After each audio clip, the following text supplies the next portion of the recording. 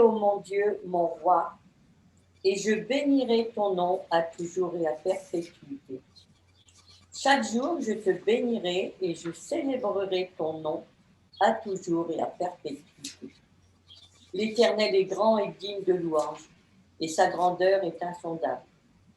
Que chaque génération célèbre tes œuvres et publie tes hauts faits.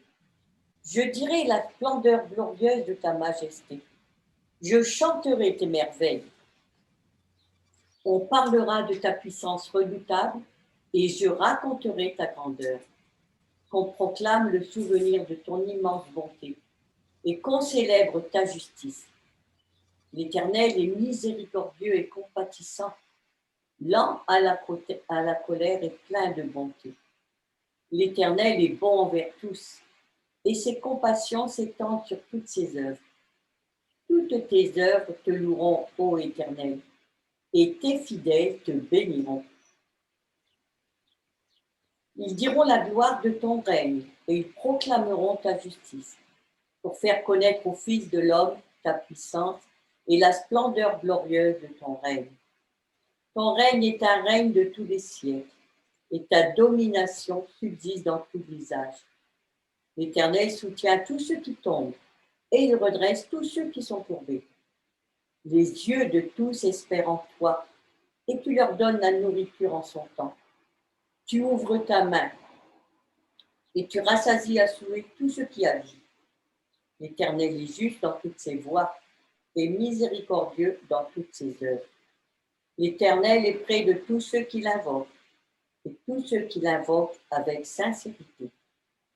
Il accomplit les désirs de ceux qui le craignent. Il entend leurs cris et il les sauve. L'Éternel garde tous ceux qui l'aiment et il détruit tous les méchants. Que ma bouche publie ta louange, la louange de l'Éternel, et que toute chair bénisse son saint nom, à toujours et à perpétuité. Amen. Seigneur, je veux bénir ton nom, Seigneur, et ouvrir ce culte par ce psaume, afin que chacun, Seigneur, puisse se réjouir en toi, de savoir qui tu es Oui. pour chacun de nous. Je te remercie, Seigneur, de diriger ce culte, Seigneur, dans ta présence, dans ta puissance, que chacun puisse voir ta gloire encore se manifester en ce jour. Merci, Père, pour toutes tes bénédictions qui sont en réserve pour chacun de nous. Sois élevé, Seigneur, et que ton saint nom soit glorifié encore aujourd'hui. Au nom de Jésus. Amen. Amen. Gloire à ton nom, Seigneur. C'est vrai que, Seigneur, comme le roi David, nous voulons exalter ton nom, nous voulons louer ton nom sur les hauteurs. Tu es notre Dieu, tu es notre roi. C'est un immense privilège pour nous de venir dans ta présence, d'être accueillis dans ta présence, d'être honorés de ta présence. Seigneur, merci. Merci pour ce rendez-vous divin que tu nous as fixé. Merci parce que nous sommes d'un même cœur et d'un même esprit, tous ensemble dans cette salle Zoom, mais aussi tous ensemble réunis avec tous ceux, Seigneur, qui à cet instant, sur toute la surface de la terre, sont réunis pour louer ton nom. Nous sommes le corps de Christ, ensemble nous sommes réunis et ensemble dans un même cœur et un même esprit, nous faisons monter, Seigneur, des louanges. Nous te rendons honneur parce que tu es le seul, Seigneur, qui mérite notre louange et notre adoration. Seigneur, merci pour toutes tes merveilles, merci pour ta majesté. Toute la gloire te revient, Seigneur, et nous voulons vraiment te dire que nous t'aimons, que nous sommes honorés d'avoir accès, Seigneur, d'avoir un libre accès à ta présence. Merci pour ces moments que nous passons tous ensemble, Seigneur, réunis autour de toi, autour de ta parole. À toi seul, Seigneur, soit l'honneur, la gloire, la louange et la puissance. Au nom de Jésus, Amen. Amen. Oui, Seigneur, c'est vrai, nous sommes venus ce matin et nous tournons nos regards vers toi parce que c'est auprès de toi que nous avons notre refuge. Oui. Mon âme loue l'Éternel et je louerai l'Éternel tant que je vivrai. Je célèbre mon Dieu tant que j'existerai. Merci Seigneur parce que nous pouvons mettre notre espoir en toi. Tu es toujours là parce que tu règnes éternellement. Oui, Seigneur. Merci pour la louange que cette louange soit toujours dans notre bouche pour toi. Merci pour ta parole qui représente un glaive à 2 tranchants dans notre main. Oui. Sois béni pour ta parole, Seigneur, ta parole juste et véritable. Gloire et louange à toi. Amen. Amen. Amen. Amen. Et je proclame ta parole sur chacun de nous. Ma vue n'est pas affaiblie et ma vigueur n'est pas passée. Amen. Oui, amen. Oui. Seigneur, je veux te louer. Je veux te louer car tu es bon et ta bonté dure à toujours. Je veux te louer parce que tu es Dieu, tu es éternel, tu es saint, tu es fort et tu es redoutable.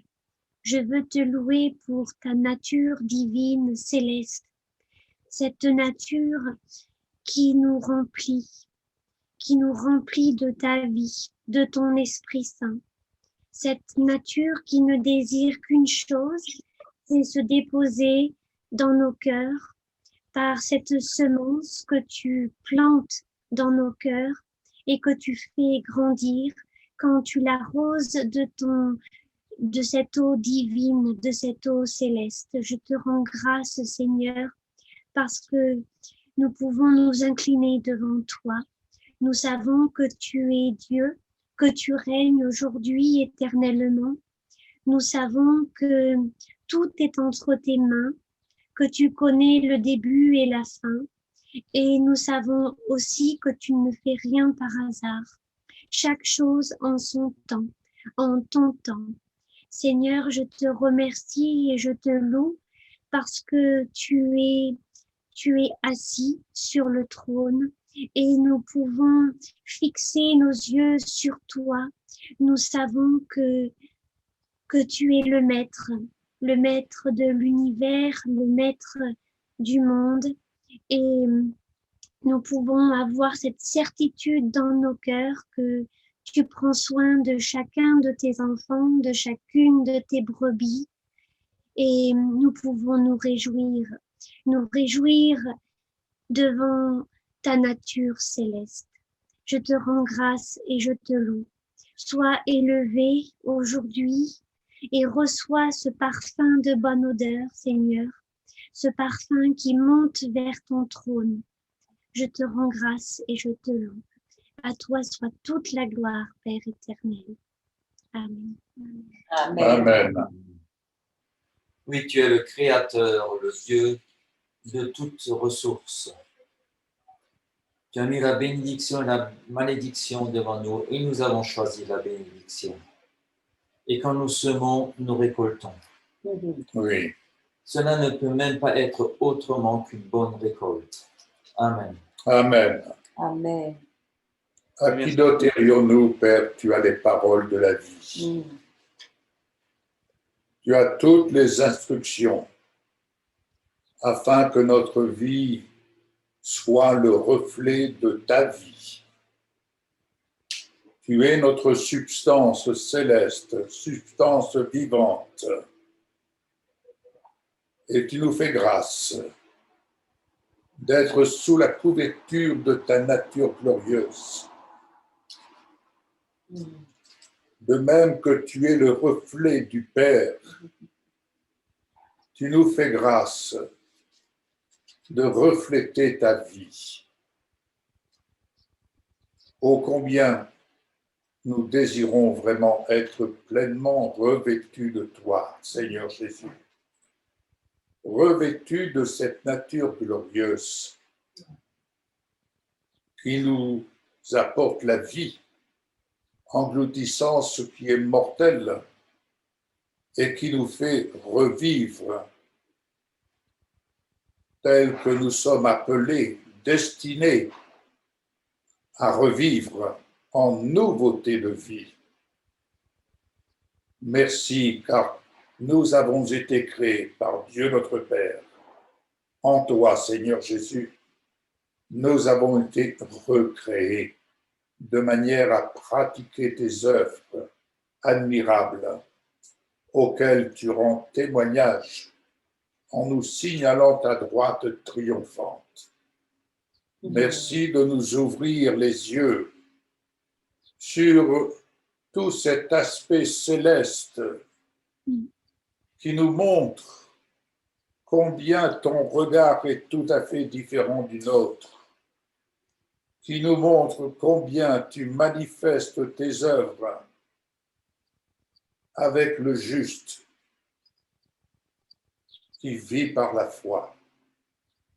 Seigneur, merci d'ouvrir nos yeux sur toutes tes merveilles et sur ta façon de faire et ce à quoi tu nous invites à imiter, à t'imiter dans ta façon de faire, dans ta façon de voir. Elle est tellement merveilleuse et tellement différente de ce que nous avons bien souvent notre propre façon de voir. Et en ce jour, nous venons te rendre ce culte qui te revient, tandis que nous t'offrons notre vie, esprit, âme et corps sur l'autel, et que l'odeur te soit agréable, que ce soit l'odeur de Christ dans notre vie qui monte devant toi, cette odeur de vie qui t'est agréable. Au nom de Jésus, Amen. Amen. Et merci Seigneur parce que nous sommes tous réunis pour t'adorer, pour louer ta grandeur et ta magnificence.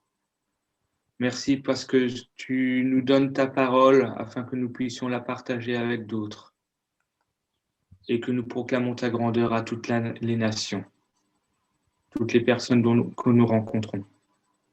Amen. Amen. Dieu, je veux te remercier pour ce jour si particulier qui est la fête des mamans. Merci pour cette journée supplémentaire que tu nous donnes de vivre devant toi et d'honorer nos mamans. Je veux vraiment honorer toutes les mamans, que ce soit ma mère, Michel, Valérie et Christelle et toutes les autres. Mais vraiment, vraiment, soyez bénis, chère maman, que vous soyez, où que vous soyez, parce que vous êtes précieuse et vous êtes des messagères de vie. Voilà. Merci. Soyez bénis, abondamment. Merci. Merci Seigneur pour ta présence ce matin parmi nous. Nous sommes réunis, Seigneur, pour t'honorer et élever ton nom, Seigneur, pour proclamer ta parole, Seigneur, parole de vie, parole d'éternité, parole d'amour. Amour pour toutes ces mamans, Seigneur, ce matin. Merci de les bénir, Seigneur, abondamment. Merci pour la force que tu donnes à toutes ces mamans, Seigneur Jésus. Et merci à Valérie qui a été inspirée l'an dernier par le Seigneur et qui m'a fait retourner à la maternité il y a 1 an. Et aujourd'hui, Dieu m'a donné ce cadeau d'être à nouveau maman. Alors je veux te remercier, Seigneur, pour cette bénédiction de nous donner des enfants, de faire de nous des mamans comblées et heureuses. Sois honoré, Seigneur. Amen. Amen. Amen. Je Wow. voudrais vous lire le psaume 128 qui parle aussi de l'homme. Heureux tout homme qui craint l'Éternel, qui marche dans ses voies. Tu jouis alors du travail de tes mains, tu es heureux et tu prospères. Et ta femme est comme une vigne féconde dans l'intérieur de ta maison. Ton fils sont comme les plants d'olivier autour de la table. C'est ainsi qu'est béni l'homme qui craint l'Éternel. L'Éternel te bénira de Sion et tu verras le bonheur de Jérusalem tous les jours de ta vie. Tu verras les fils de tes fils, que la paix soit sur Israël, que la paix soit sur toi dans ta maison. Amen. Je lis ça parce que si l'homme est heureux, parce qu'il suit l'Éternel, il y a dans sa maison une femme qui est comme une vigne féconde dans l'intérieur de sa maison. C'est-à-dire, il a une femme qui prend soin de lui, qui prépare, qui met tout en œuvre afin qu'il soit béni. Voilà pourquoi Dieu a donné une femme à l'homme. Et aujourd'hui, on fête la femme. Dans quelques mois, dans quelques temps, on fêtera l'homme. Mais c'est vrai que c'est un honneur de pouvoir dire bonne fête à la femme, de lui dire, voilà ce que tu es. C'est pas simplement bonne fête, maman. C'est, comme disait Priscille, la femme a une importance dans la maison. La femme a une importance. Dieu a donné, à travers Marie, il a donné Jésus. Parce qu'il fallait relever la femme qui avait perdu toute la puissance, comme on dit, à travers Ève, lorsqu'elle a perdu, disons qu'elle a perdu sa place, mais Dieu a redonné sa place à la femme. Et aujourd'hui, nous sommes là. Amen.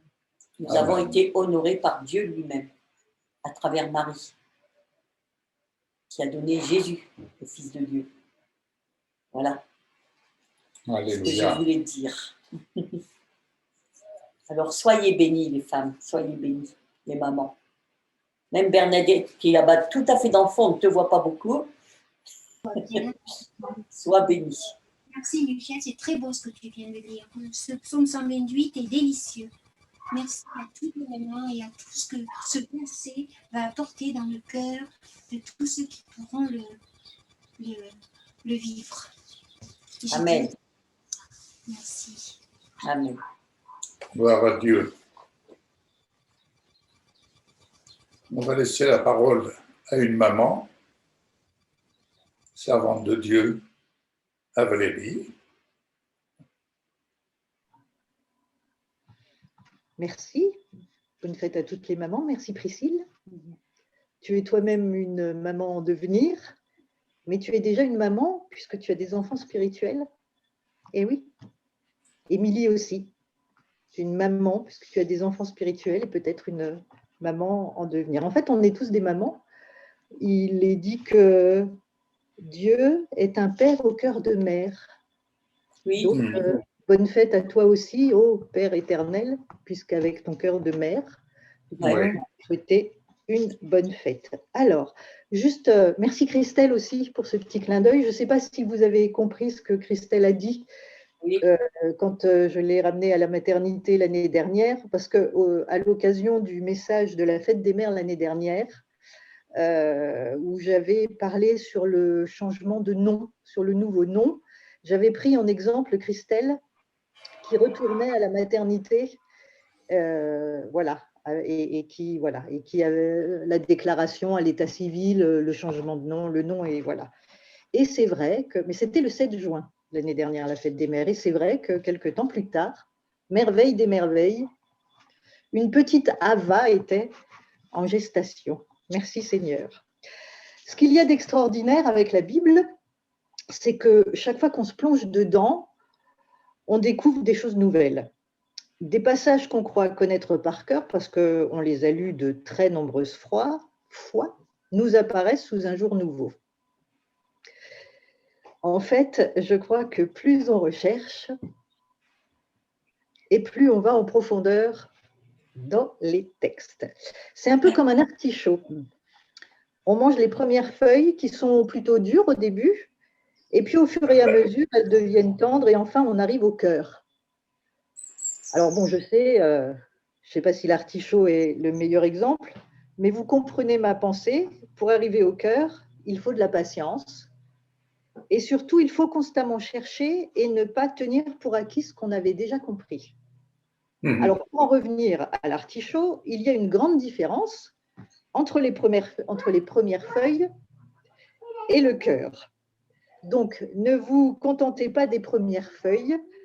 C'est en substance ce qu'on fait, en fait, si on reste sur notre première compréhension du texte. Alors, moi, j'ai effeuillé mon artichaut et je suis arrivée sur des feuilles plus tendres. Et pour faire la transition, je dirais du pain frais. Le bon pain quotidien est donc frais, puisque c'est le pain du jour, celui que notre Père Céleste tient à notre disposition. Encore faut-il aller se servir. Alors, un passage que vous connaissez par cœur, que vous avez certainement lu comme moi des dizaines de fois, pour ne pas dire plus, la multiplication des pains. Matthieu, Marc, Luc et Jean en parlent tous les quatre, et au fur et à mesure se rajoutent des détails, des éléments d'information. C'est pour ça aussi que c'est important de regarder, et je dirais que c'est facile à faire, notamment dans les évangiles, de regarder chaque version des faits, parce qu'en faisant ça, on a une vue globale de la situation.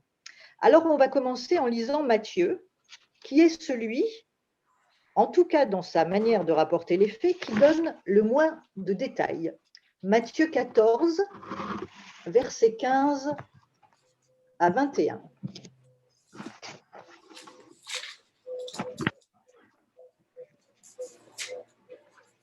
Je vous le lis évidemment, vous connaissez maintenant mes habitudes, dans la Bible juive, dans la version de la Bible juive. Donc Matthieu 14, versets 15 à 21.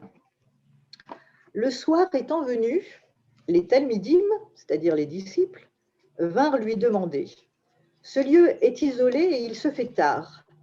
Renvoie tous ces gens afin qu'ils puissent aller dans les villages s'acheter de la nourriture. » Mais Yeshua répondit « Ils n'ont pas besoin d'y aller. Donnez-leur vous-même quelque chose à manger. » « Nous n'avons ici avec nous, répondirent-ils, que 5 pains et 2 poissons. » Il leur dit alors « Apportez-les-moi. » Après avoir demandé à la foule de s'asseoir sur l'herbe, il prit les 5 pains et les 2 poissons et levant les yeux vers le ciel, fit une bracha, c'est-à-dire qu'il rendit grâce, il fit une bénédiction. Puis il rompit les pains et les donna aux Talmidim qui les distribuèrent à la foule. Ils mangèrent tous autant qu'ils le voulurent et ils emportèrent 12 paniers remplis des morceaux qui restaient. Ceux qui avaient mangé étaient au nombre d'environ 5000 hommes, sans compter les femmes et les enfants. Alors il se fait tard, le lieu est isolé et les disciples demandent à Jésus de renvoyer la foule pour qu'ils aillent eux-mêmes s'acheter à manger. Mais Jésus leur dit non, je ne les renvoie pas, donnez-leur vous-même à manger. La réponse des disciples est plutôt sobre, simple. Ils répondent simplement, en tout cas dans la version de Matthieu, « Nous n'avons ici avec nous que 5 pains et 2 poissons. » Ah bon? Ils ont devant eux une foule de 5000 hommes, sans compter les femmes et les enfants, et ils n'ont pas l'air plus émotionnés que ça, avec leurs 5 pains et seulement leurs 2 poissons. Alors on est tenté de se dire, ça c'est de la foi les gars. Mais comme je vous le disais, pour avoir une vue plus précise, il faut écouter ce que disent les 3 autres, Marc, Luc et Jean. C'est un peu comme un enquêteur qui auditionne tous les témoins pour savoir ce qui s'est réellement passé. Alors avec Marc, on en apprend un peu plus sur la réaction des disciples. Marc 6, 37, dans la deuxième partie du verset, quand Jésus leur dit « Donnez-leur vous-même à manger », la réponse est déjà un petit peu plus concrète que ce que rapporte Matthieu. On passe de « Nous n'avons ici que 5 pains et 2 poissons » à « Devrons-nous aller dépenser 200 deniers pour du pain et leur donner ?» Luc devient encore plus précis. Luc 9, au verset 13.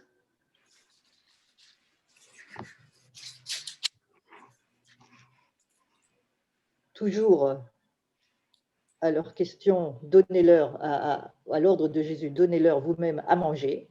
Luc, les disciples dans la version de Luc, répondent, nous n'avons que 5 pains et 2 poissons, à moins que nous soyons censés acheter de la nourriture pour tout le monde. Point d'exclamation. Là déjà, on sent les disciples un peu moins confiants et sur un mode peut-être un petit peu plus de reproche. Non mais Seigneur, t'es pas sérieux?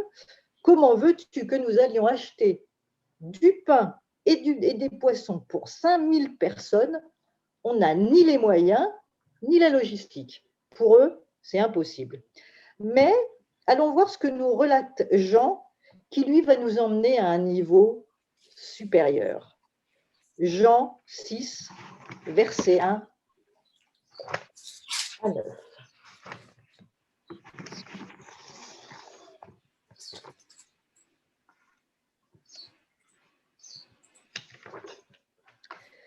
Quelque temps plus tard, Yeshua s'en alla de l'autre côté du lac de Kinéret, également appelé lac de Tibériade, et une grande foule le suivait parce qu'ils avaient vu les miracles qu'il avait opérés sur les malades. Yeshua monta dans les collines et il s'assit avec ses talmidim, c'est-à-dire ses disciples. La fête judéenne de Pessa était proche. Lorsqu'il leva les yeux, il vit une grande foule qui venait à lui et il dit à Philippe: où pourrions-nous acheter du pain pour que ces gens puissent manger? Bien sûr, Yeshua dit cela afin de mettre Philippe à l'épreuve, car Yeshua lui-même savait déjà ce qu'il allait faire. Philippe répondit: même 6 mois de salaire, c'est-à-dire c'est les 200 deniers, même 6 mois de salaire ne suffiraient pas pour acheter du pain pour tous, chacun n'en recevrait qu'un petit morceau. Un des Talmidim, André, le frère de Shiméon Képha, c'est-à-dire le frère de Pierre, lui dit: il y a ici un jeune garçon qui a 5 pains d'orge et 2 poissons. Mais si peu de nourriture suffira-t-elle pour autant de personnes? Même 6 mois de salaire ne suffiraient pas pour acheter du pain pour tous, chacun n'en recevrait qu'un petit morceau. Alors effectivement, nos efforts ne peuvent pas suffire, parce que sans la grâce, nous ne pouvons pas nourrir et rassasier ceux qui ont faim. Et les disciples, ils ont tout à fait confiance qu'ils n'ont pas les moyens, tout à fait conscience qu'ils n'ont pas les moyens. J'imagine même Judas, ça c'est pour la petite histoire, le trésorier de la bande, Judas, donc accroché à son porte-monnaie, à avoir des sueurs froides, en se disant: il va nous vider le compte en banque, on n'aura plus rien. Mais Jésus va leur montrer comment ça fonctionne dans le royaume de Dieu. Vous notez qu'il ne va pas les blâmer pour leur manque de foi, il va leur faire une démonstration de ce que signifie être dans le repos. Nous restons dans Jean 6, 10 à 13. Yeshua dit: faites asseoir les gens. Il y avait beaucoup d'herbes en ce lieu, ils s'assirent donc. Ils étaient au nombre d'environ 5000. Puis Yeshua prit les pains et, ayant dit une braha, une bénédiction, donc il rendit grâce, il en donna à tous ceux qui étaient assis, et de même pour les poissons, autant qu'ils en voulaient. Quand ils furent rassasiés, il dit à ses talmidim: rassemblez les morceaux qui restent afin que rien ne soit perdu. Ils les rassemblèrent et remplirent 12 paniers avec les morceaux des 5 pains laissés par ceux qui avaient mangé. Les détails semblent au premier abord sans importance et en fait ils sont essentiels. Je ne sais pas si vous écoutez les cours que donne Jacques Collant, mais il nous dit souvent: faites attention aux détails, parce que c'est dans les petits détails que se cachent les grands secrets. Tout d'abord, il fait s'asseoir les gens. Chouraki va même plus loin dans sa traduction puisqu'il dit: il fait s'étendre les gens. Une position de repos. Quand on est assis, quand on est étendu, on est dans le repos et c'est ce qui nous ramène à notre position dans les lieux célestes, où nous sommes assis avec Jésus, mais où nous sommes étendus avec Jésus parce qu'on est dans le repos. Amen. Et vous allez voir qu'il ne les fait pas asseoir n'importe où. Il les fait asseoir dans un lieu où il y a beaucoup d'herbes. Beaucoup d'herbes. Marc nous dit même qu'il a donné l'ordre de les faire asseoir, ou selon Chouraki, de les faire s'étendre par groupe sur de l'herbe verte. Oui. C'est verdoyant. 23. Le psaume 23, bien vu Michel, il les fait s'asseoir ou s'étendre sur l'herbe verte. Mais alors, où est-ce qu'on trouve de l'herbe verte?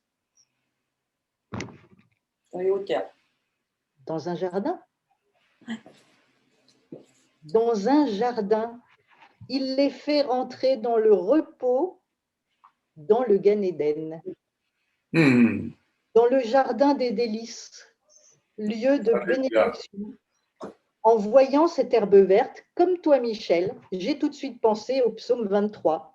L'Éternel est mon berger, je ne manquerai de rien, il me fait reposer dans les verts pâturages. C'est exactement ce qu'il est en train d'enseigner aux disciples, mais aussi à la foule. En multipliant les 5 pains et les 2 poissons, sur lesquels il y aurait beaucoup à dire, mais ce sera pour une autre fois, il les emmène dans la dimension du royaume de Dieu, dans le repos du tout accompli, là où ils ne manqueront de rien. C'est ce qui s'est passé ce jour-là. Ce qui s'est passé ce jour-là est céleste. Quand Jésus a pris les 5 pains et les 2 poissons et qu'il a rendu grâce, voilà ce qui s'est produit. Écoutez le psaume 78. Vous allez voir, c'est tout à fait merveilleux. Psaume 78, du verset 23 au verset 25. Je vous le lis. Pensez à cette multiplication des pains, ils sont dans le jardin d'Éden. Jésus les emmène dans une dimension céleste. Et dans la Bible juive, voilà comment c'est traduit. Psaume 78, versets 23 à 25. Écoutez, c'est magnifique. Alors, il commanda aux nus en haut et ouvrit les portes des cieux. Il fit pleuvoir de la manne pour les nourrir. Il leur donna le grain des cieux. Il leur donna du grain des cieux. Les mortels mangèrent le pain des anges. Il pourvut pour eux jusqu'à satiété. Alléluia. Le pain de vie, il est le grain des cieux. Les 5 pains et les 2 poissons, c'est évidemment lui.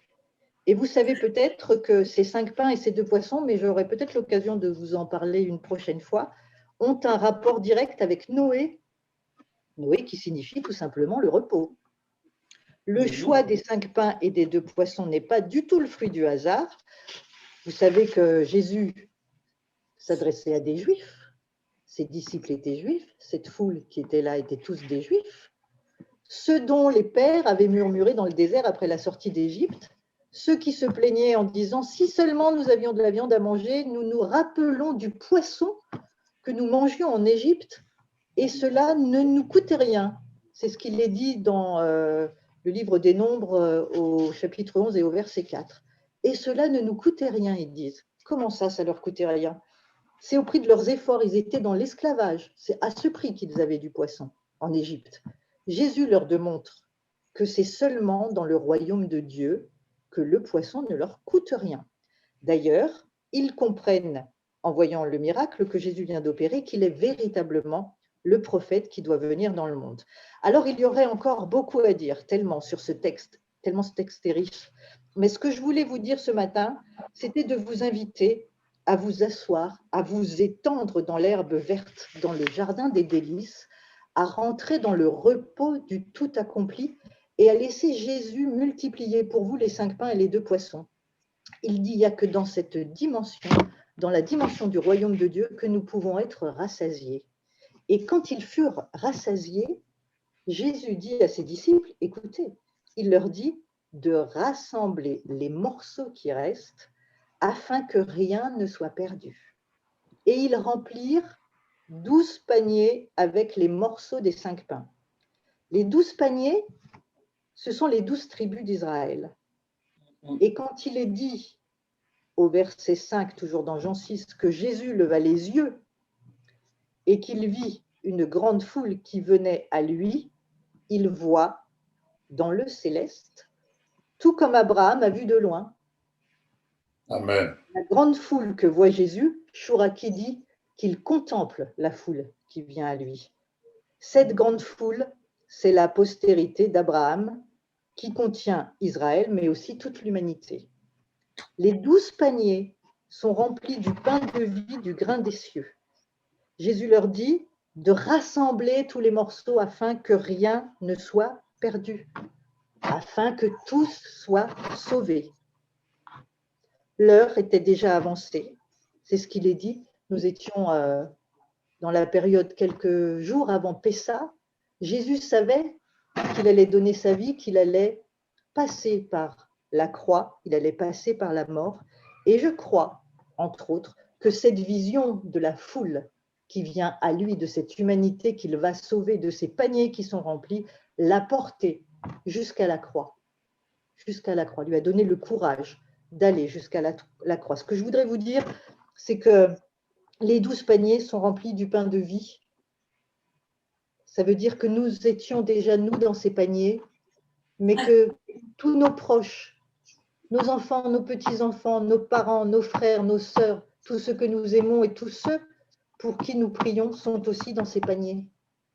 Ils ont été rassemblés afin que rien ne soit perdu. Jésus leur dit, rassemblez les morceaux qui restent afin que rien ne soit perdu. Et les paniers sont remplis. Voilà ce niveau céleste, Yves, quand tu priais ce matin en disant, Seigneur, ouvre nos yeux pour que nous voyions comme toi tu vois. Voilà ce qui s'est passé à la multiplication des pains. Alors évidemment, dans le naturel, il a donné à manger, mais voilà ce qui s'est passé dans le céleste. Amen. Oui. Il nous a emmenés, non seulement les disciples, mais aussi la foule, rassemblés, il nous emmène et nous invite à nous étendre sur l'herbe verte, dans les verts pâturages, mais les verts pâturages, finalement, c'est les jardins d'Éden. Le Gan Éden, le lieu des délices, le lieu de la bénédiction. Voilà ce que je voulais vous partager ce matin. Étendons-nous sur l'herbe verte et laissons-nous porter par le Seigneur. Entrons dans cette dimension du tout accompli et du repos. Alléluia. Voilà. Merci Seigneur. Amen. Amen. Amen. Amen. Merci Valérie, merci beaucoup.